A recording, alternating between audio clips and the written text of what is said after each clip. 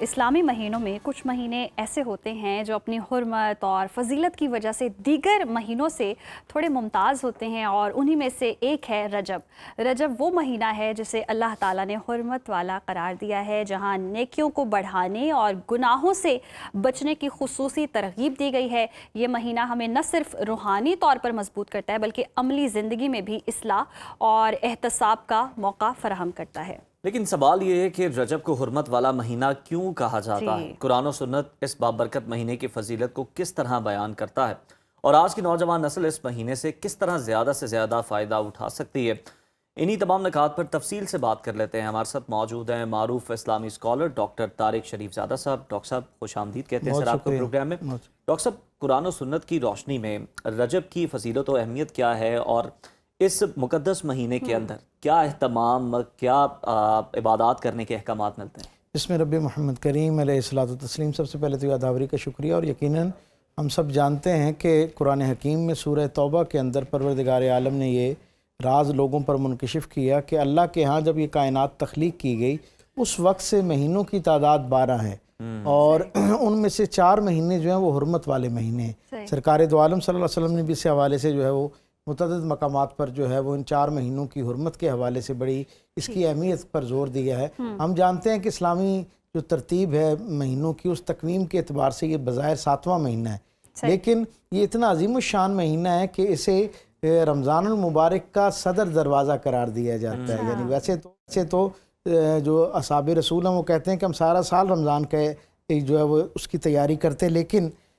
خود سرکار دو عالم صلی اللہ علیہ وسلم کی زندگی سے بھی یہ ثابت ہے، اور اصحاب رسول بھی یہ کہتے ہیں کہ جیسے ہی رجب کا چاند نظر آتا تو سرکار دو عالم صلی اللہ علیہ وسلم 2 مہینے پہلے رمضان کی تیاری کا اہتمام کرنا شروع کر دیتے۔ گویا یہ ایک ایسا مہینہ ہے، اور اسی لیے سرکار دو عالم صلی اللہ علیہ وسلم نے جب اس مہینے کا چاند دیکھا رجب کا، تو حضور اس کے لیے دعا کیا کرتے تھے کہ پروردگار ہمیں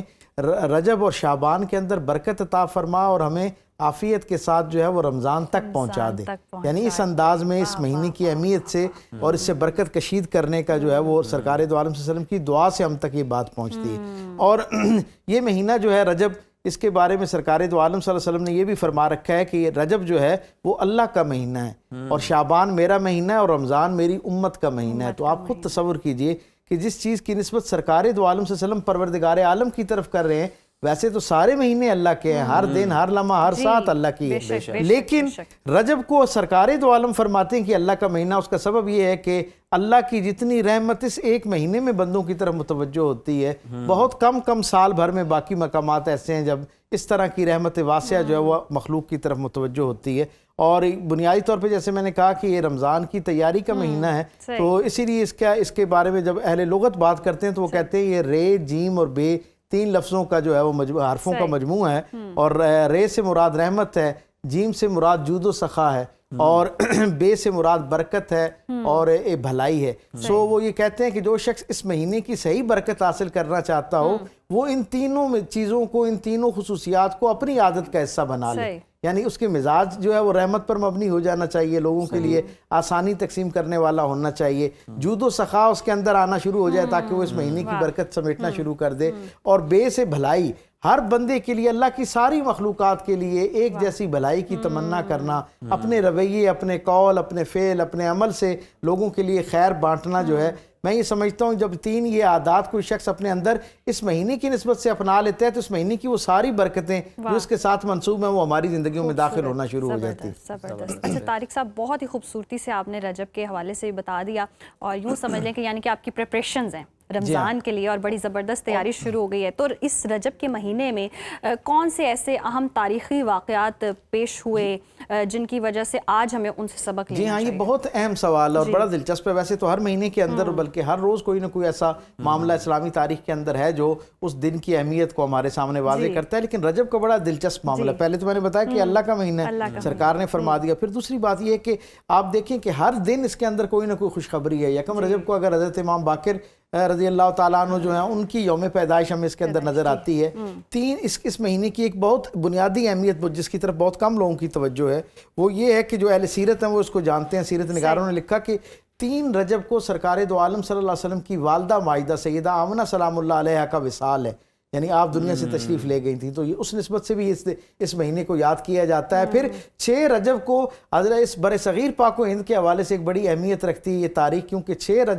رجب جو ہے اس دن حضور خواجہ غریب نواز حضرت خواجہ معین الدین چشتی اجمیری علیہ رحمہ جو ہیں ان کی پیدائش جو ہے وہ اس دن ہوتی ہے، اور دنیا بھر کے اندر ان کی نسبت سے ان کے عرس کے ایام جو ہے وہ منائے جاتے ہیں، ان کی یاد منائی جاتی ہے، اور ان کی نسبت سے جو ہے وہ تقاریب کا اہتمام ہوتا ہے اور لوگ اللہ کی طرف جو ہے وہ رجوع کرتے ہیں۔ پھر اس مہینے کی بہت سارے اور ایسے واقعات اس کے ساتھ منسوب ہیں، مثلا سرکار ختمی مرتبہ صلی اللہ علیہ وسلم جو ہیں جس وقت ہجرت حبشہ ہوتی ہے، اعلان نبوت کے بعد مسلمانوں کے لیے حالات بہت ناساز ہو جاتے ہیں، مکے کے اندر جینا مشکل ہو جاتا ہے، تو اللہ کے اذن کے ساتھ سرکار دو عالم اسلامی تاریخ کی پہلی ہجرت کے لیے مسلمانوں کو اجازت دیتے ہیں، اور ایک روایت کے مطابق 12 مرد اور 4 خواتین جو ہیں وہ ہجرت حبشہ اولا کرتے ہیں۔ پہلی ہجرت حبشہ جو ہے وہ بھی اسی رجب کے مہینے کے اندر ہوتی ہوئی نظر آتی ہے۔ پھر تاریخ میں جب ہم آگے بڑھتے ہیں تو ہمیں پتہ چلتا ہے کہ دنوں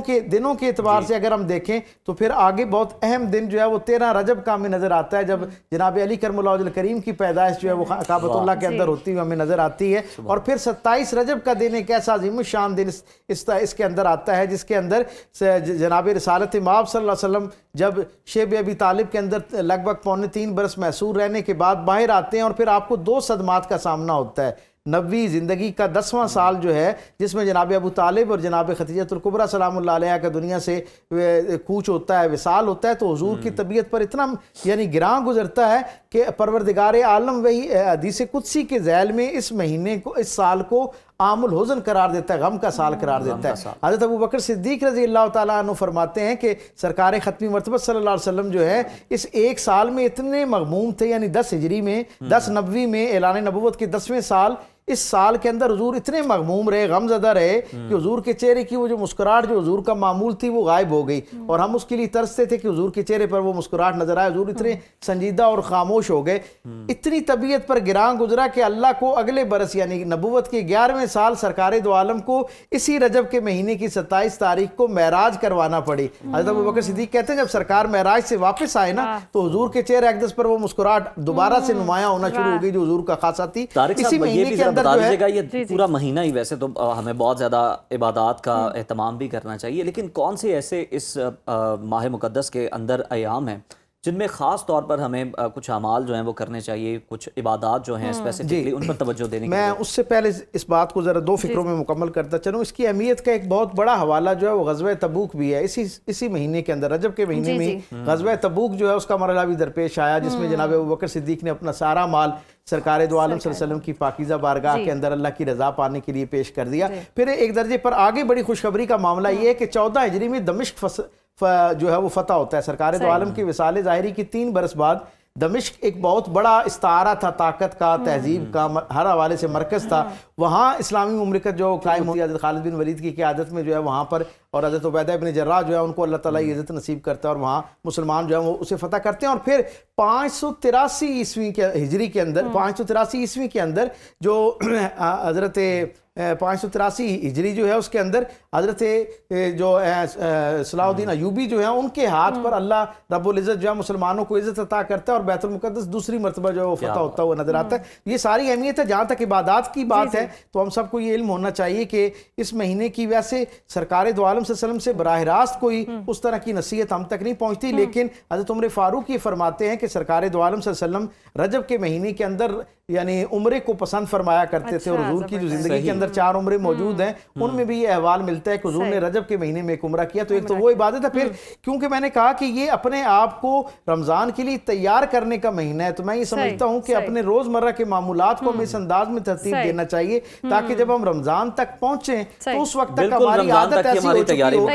چکی ہو ہمارے لیے رمضان آسان ہو جائے۔ بہت شکریہ طارق صاحب آپ کے وقت کا، اور یقیناً رجب کے مہینے کی فضیلت ہم نے جانی، اور اس میں کن چیزوں سے اجتناب کرنا چاہیے اور کون سی عبادات کرنی چاہیے وہ طارق صاحب سے ہم نے جانی۔